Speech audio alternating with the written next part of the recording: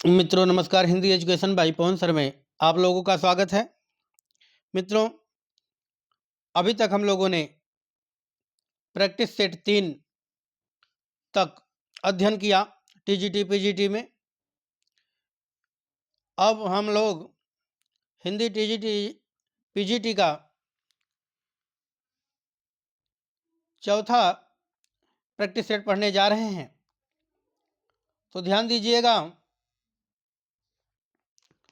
आइए देखते हैं किस शब्द में द्वंद्व समास नहीं है। ध्यान दीजिए, सीताराम, हान लाभ, भाई बहन, इन तीनों में द्वंद्व समास है।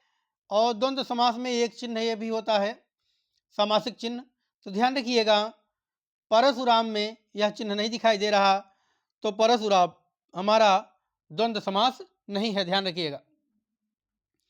और द्वंद्व समास में यह बताया गया है कि दोनों पद प्रधान होते हैं। अगला क्वेश्चन, आंख का अंधा गांठ का पूरा इस लोकोक्त का उपयुक्त अर्थ है। आंख का अंधा, गांठ का पूरा। तो ध्यान दीजिए, सी नंबर हमारा सही हो जाएगा, मूर्ख किंतु धनी। अगला क्वेश्चन देखें, इसमें कुरुक्षेत्र से संबंधित कौन सा कथन सही नहीं है।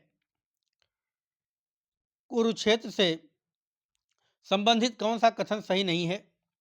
इसका कथानक महाभारत से लिया गया, बिल्कुल सही है। यह गांधीवादी विचारधारा से प्रभावित है, बिल्कुल गलत है, यही सही नहीं है। इसमें कुल 7 सर्ग हैं, बिल्कुल सही है। कुरुक्षेत्र में ध्यान रखिएगा 7 सर्ग हैं। इसमें भीष्म और युधिष्ठिर के माध्यम से युद्ध एवं शांति विषयक विशद और गंभीर चिंतन प्रस्तुत किया गया है, बिल्कुल सही है। रामधारी सिंह दिनकर का जो कुरुक्षेत्र है, उनमें से यह 3 कथन बिल्कुल सत्य हैं, बी नंबर सही नहीं है, तो हमारा आंसर हो जाएगा बी नंबर। यह गांधीवादी विचारधारा से नहीं है। अगला क्वेश्चन देखें, इनमें से कौन सा नाम सही है। पहला तार सप्तक, दूसरा तार सप्तक, तीसरा तार सप्तक। तार सप्तक जो नाम है वो बिल्कुल सही है। तार सप्तक कहा जाता था, पहला तार सप्तक नहीं। दूसरा तार सप्तक तो बाद में आया, 1943, दूसरा 1951, तीसरा 1959,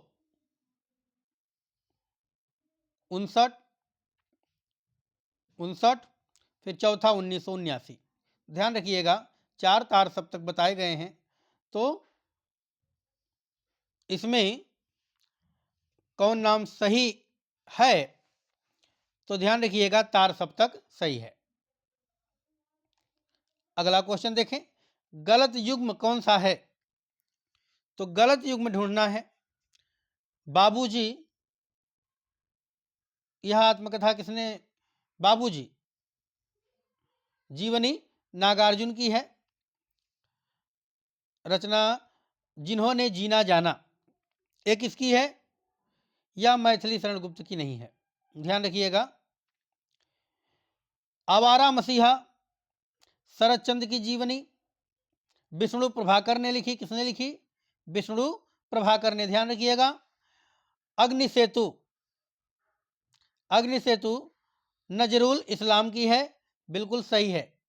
ये तीनों सही हैं, बी नंबर हमारा सही हो जाएगा, क्योंकि यही गलत है। अगला क्वेश्चन, जिस पर अभियोग लगाया गया हो उसे क्या कहेंगे।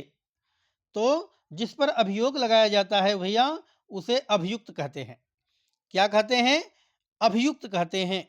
अगला क्वेश्चन देखें, किस पाश्चात्य आलोचक ने हमारी मूल्यांकन संबंधी धारणाओं का संबंध मानसिक उद्योगों से मना है। किस पाश्चात्य आलोचक ने हमारी मूल्यांकन संबंधी धारणाओं का संबंध मानसिक उद्योगों से माना है, तो किसने माना है, I.A. रिचर्ड्स ने। पाश्चात्य आलोचक हैं, हमारे मूल्यांकन संबंधी धारणाओं का संबंध मानसिक उद्योग से माना है, तो IS रिचर्ड जी हैं। सुकुल की बेबी, तो सुकुल की बीबी जो है ये किसकी रचना है? तो सुकुल की बीबी सूर्यकांत त्रिपाठी निराला की रचना है। किसकी है भैया? सूर्यकांत त्रिपाठी निराला की है। सुकुल की बीबी, चतुरी चमार, ये सब सूर्यकांत त्रिपाठी निराला की हैं। बिल्ले सुर बकरिया तमाम रचनाएं हैं। अगला क्वेश्चन, भरत मुनि ने किन 4 अलंकारों का उल्लेख किया है?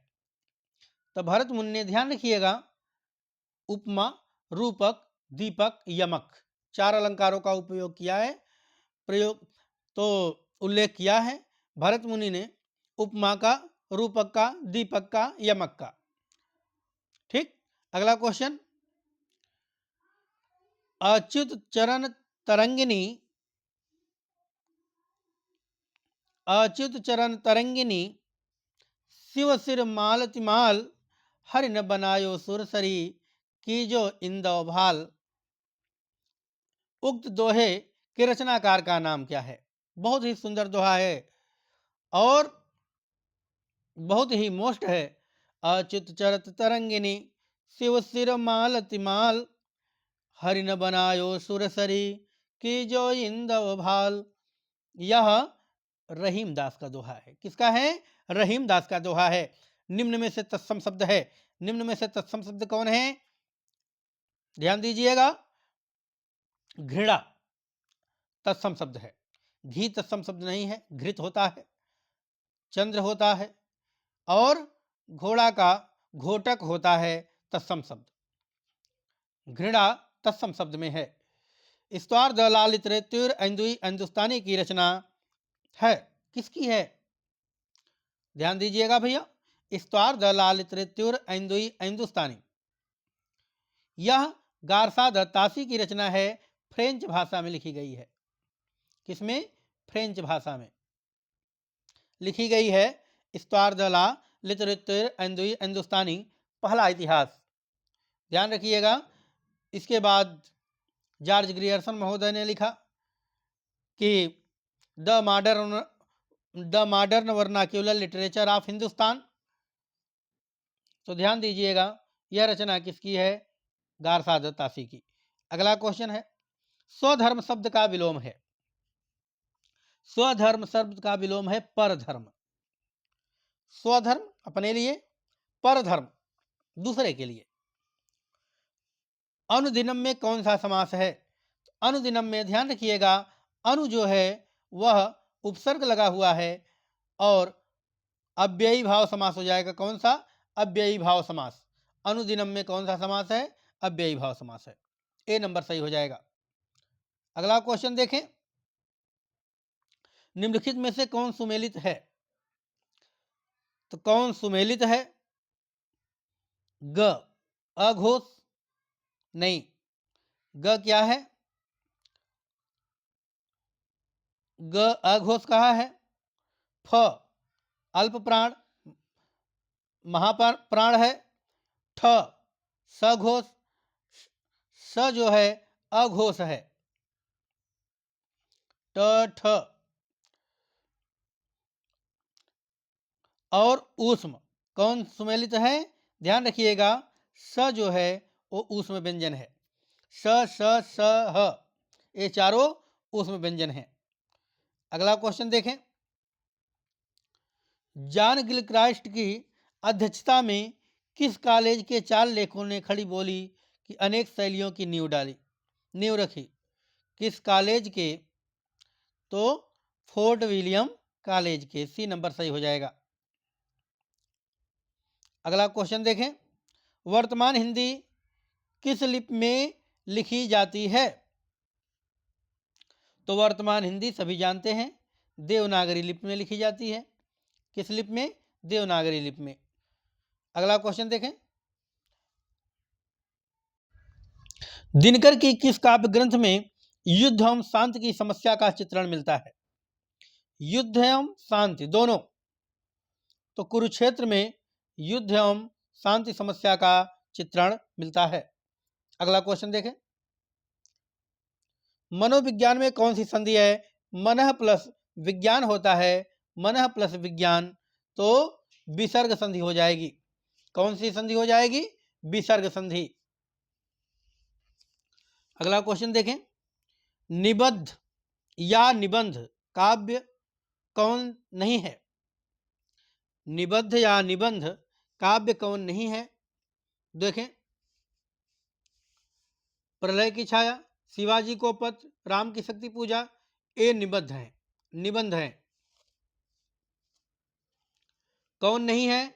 विनय पत्रिका काव्य है, ध्यान रखिएगा, विनय पत्रिका काव्य है, बाकी ये तीनों निबंध हैं। अगला क्वेश्चन, प्रकाशन वर्ष के अनुसार निम्नलिखित उपन्यासों का सही अनुक्रम है। प्रकाशन वर्ष के अनुसार ध्यान दीजिएगा, दिव्या जो है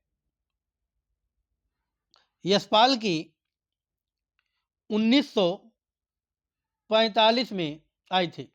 दिव्या रचना जो है यशपाल की 1945 में लिखी गई थी। जहाज का पंछी 1954 में लिखा गया, इलाज चंद्र जोशी की रचना है।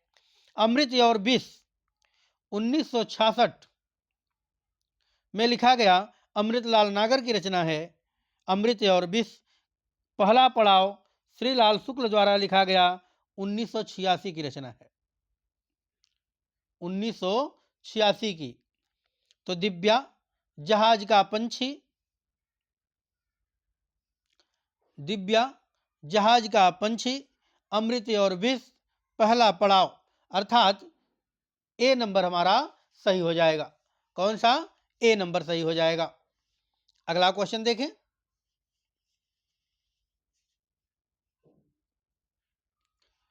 युवा शब्द,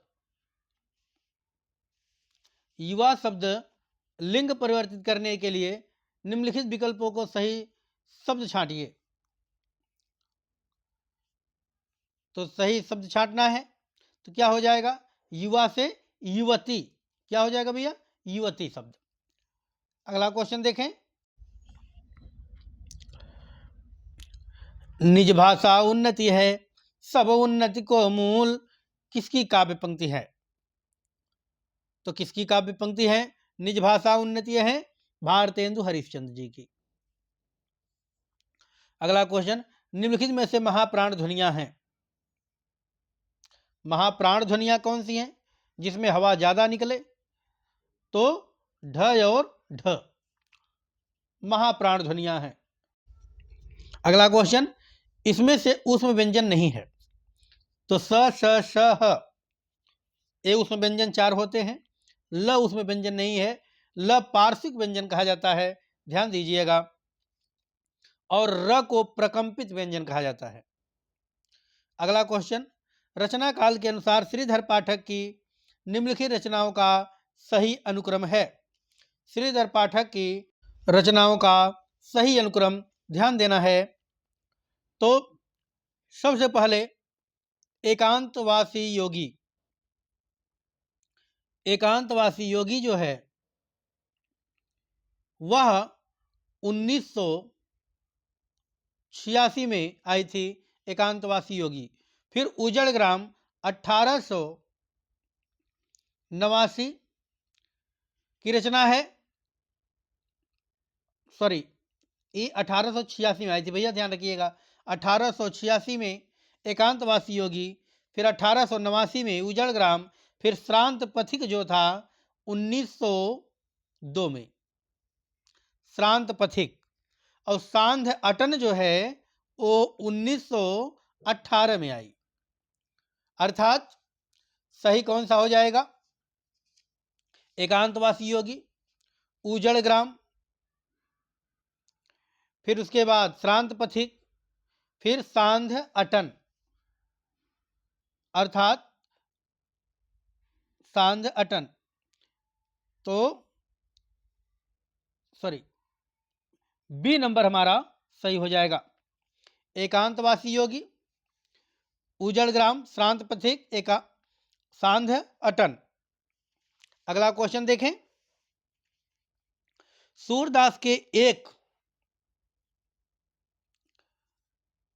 अति प्रचलित पद के निम्नलिखित चरण नखत वेद ग्रह जोर अर्थ करी, को बरजय हम खात से,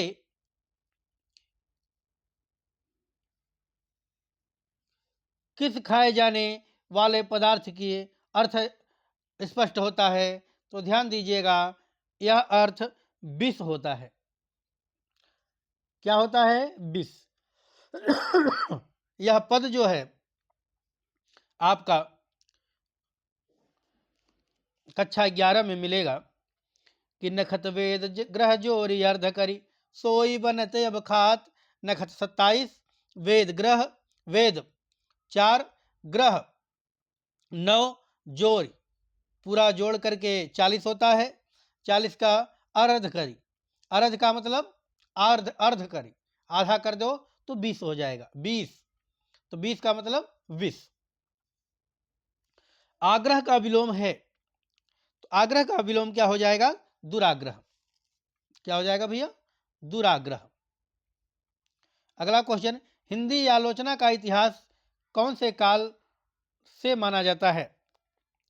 तो हिंदी आलोचना का इतिहास जो है वो आधुनिक काल से माना जाता है। किस काल से? आधुनिक काल से। अगला क्वेश्चन देखें,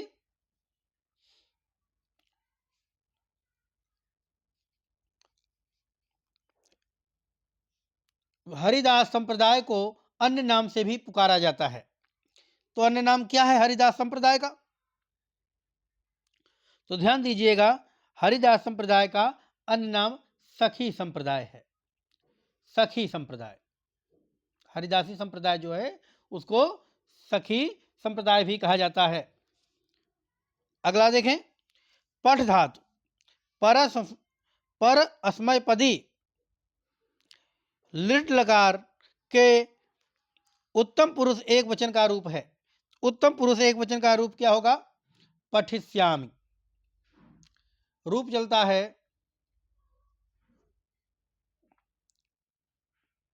पठिष्यामि, पठिष्यावः, पठिष्यामः।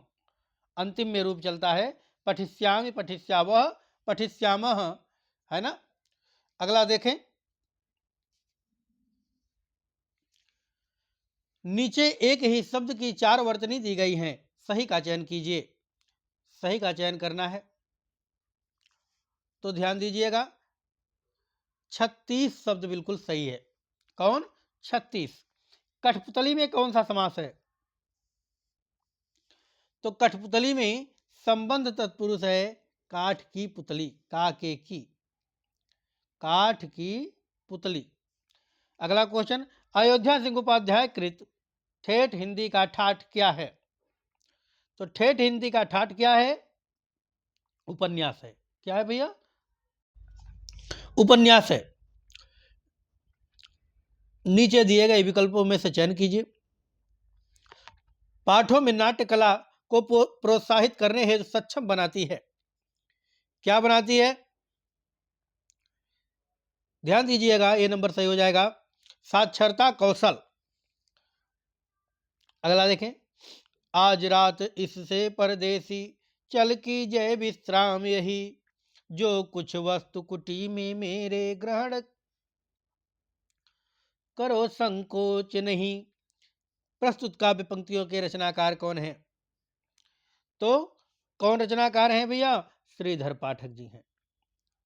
कश्मीर सुषमा इनकी बड़ी ही सुंदर रचना है, ध्यान रखिएगा। बी नंबर सही हो जाएगा।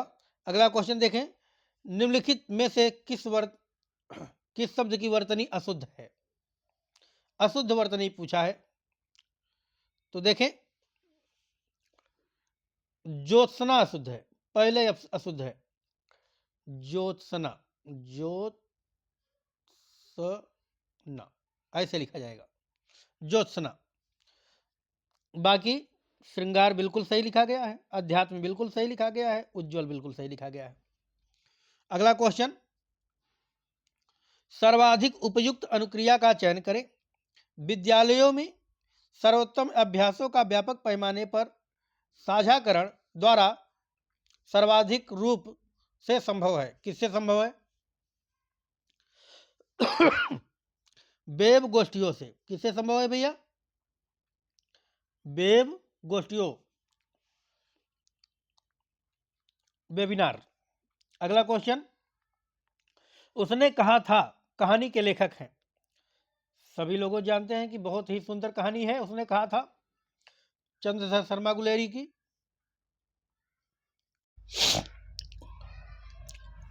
अगला देखें, जगत शब्द जगत शब्द के किस विभक्त के रूप का है? जगत, ध्यान दीजिएगा, जगत शब्द जो है वह सप्तमी विभक्त का रूप है। अगला क्वेश्चन, जन्म काल के अनुसार निम्नलिखित कवियों का सही अनुक्रम है। जन्म काल के अनुसार निम्नलिखित कवियों का अनुक्रम बताना है। तो भैया ध्यान दीजिएगा, सबसे पहले श्रीधर पाठक 1859 में जन्म हुआ था। फिर अयोध्या सिंह उपाध्याय का 1865 में जन्म हुआ था। फिर गया प्रसाद शुक्ल स्नेही का 1883 में जन्म हुआ था। फिर राम नरेश त्रिपाठी का 1889 में जन्म हुआ था। तो ध्यान दीजिएगा, पहला उत्तर हमारा सही हो जाएगा। कौन सा? पहला उत्तर सही हो जाएगा श्रीधर पाठक, अयोध्या सिंह उपाध्याय हरिऔध, गया प्रसाद शुक्ल स्नेही, राम नरेश त्रिपाठी। अगला क्वेश्चन देखें, द्वैतवाद के प्रणेता हैं। तो द्वैतवाद के प्रणेता कौन है भैया? ध्यान दीजिएगा, माधवाचार्य जी,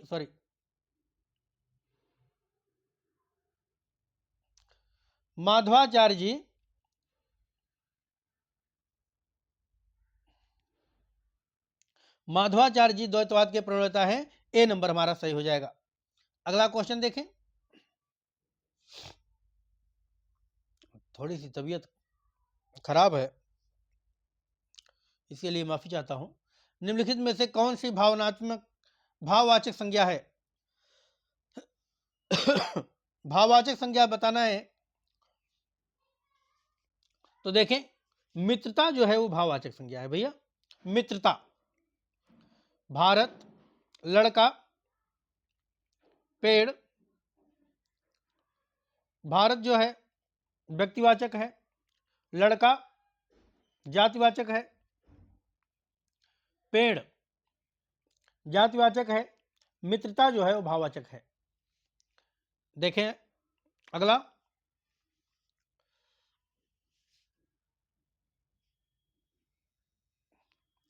वे पूर्वीपन की परवाह न करके अपने बैसवारे की ग्राम कहावतें और शब्द भी बेधड़क रख दिया करते थे।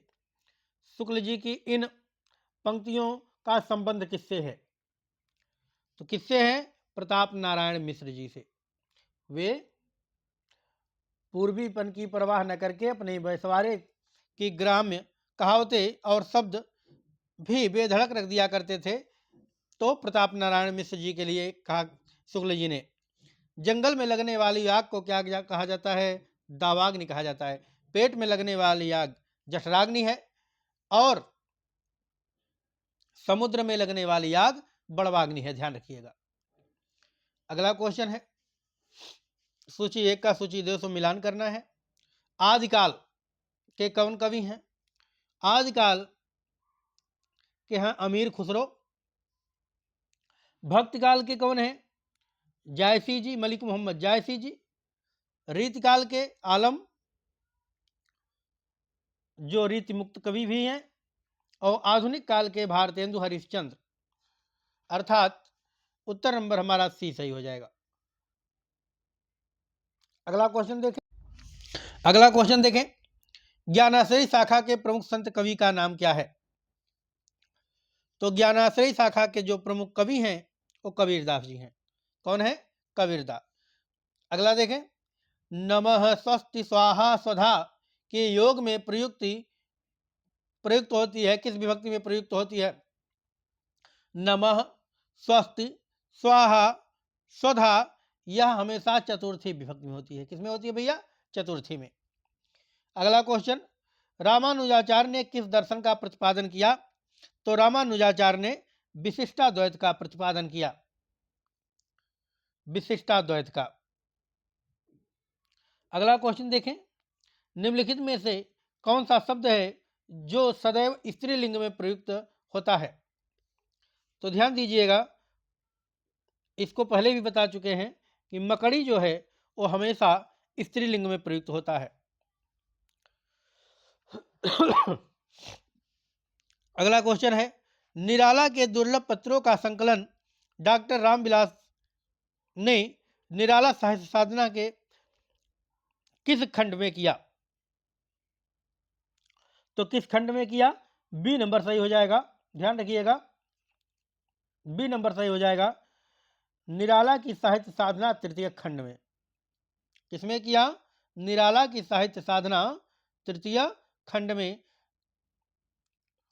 अगला क्वेश्चन, निम्नलिखित शब्दों के मूल शब्द था उसमें लगे प्रत्यय का एक युग्म गलत है, वह है कौन सा युग्म गलत है? तो दिया गया सुंदरता का सुंदर, धनता बिल्कुल सही है, कठिनाई का कठिन, धन आई बिल्कुल सही है, बचपन का बच प्लस पन बिल्कुल सही है, पांचवा का पांच प्लस वां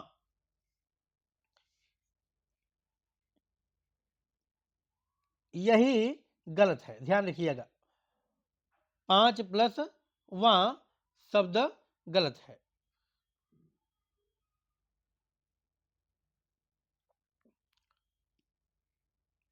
डी नंबर गलत हो जाएगा। अगला क्वेश्चन देखें, नीचे एक ही शब्द की वर्तनी चार तरह से लिखी हुई है, सही का चयन करना है। तो ध्यान रखिएगा, अनुगृहीत ऐसे लिखा जाता है, अनुगृहीत। अगला क्वेश्चन देखें, रघुवंशम किसकी रचना है? रघुवंशम कालिदास की रचना है। किसकी है भैया? कालिदास की। उसने उसे छल से पराजित किया में छल से, कर्ता ने कर्म को करण से, तो कौन कारक हो जाएगा? करण कारक। अगला क्वेश्चन, चौथा व्यक्ति ज्यादा होशियार है, इस वाक्य में चौथा क्या है? चौथा ध्यान रखिएगा, संख्यावाचक विशेषण है। कौन सा है? संख्यावाचक विशेषण है। अगला क्वेश्चन देखें, बनारस अखबार का प्रकाशन कब शुरू हुआ? बनारस अखबार का प्रकाशन 1845 ईस्वी में शुरू हुआ। कब हुआ था? 1845 ईस्वी में। शिशुपाल वध के रचनाकार का नाम है, शिशुपाल वध के रचनाकार का नाम माघ है। महाकवि माघ ने शिशुपाल वधम लिखा था, संस्कृत का महाकाव्य, ध्यान रखिएगा, माघ है। अगला क्वेश्चन है, एक ही शब्द की वर्तनी चार तरह से लिखी गई है, सही का चयन कीजिए। ऊपर लिखित, ऊपर लिखित, ऊपर लिखित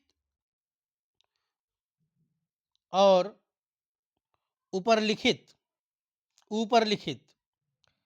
तो ध्यान दीजिए, ऊपर लिखित शब्द हो जाएगा, बी नंबर सही हो जाएगा, ऊपर लिखित। अगला क्वेश्चन है, सुवर्ण को ढूंढत फिरे कवि कामी अरु चोर में कौन सा अलंकार है? तो इसमें श्लेष अलंकार है, डी नंबर सही हो जाएगा। अगला देखिए, रहिए लटपट काट दिन बरु घाम ही में सोए, छाहन बाकी बैठिए जो तरु पतरो होए। इसमें कौन से छंद में लिखी गई है? तो कुंडलिया में लिखी गई है। किसमें? कुंडलिया में। रहिए लटपट काट दिन बरु घाम ही में सोए,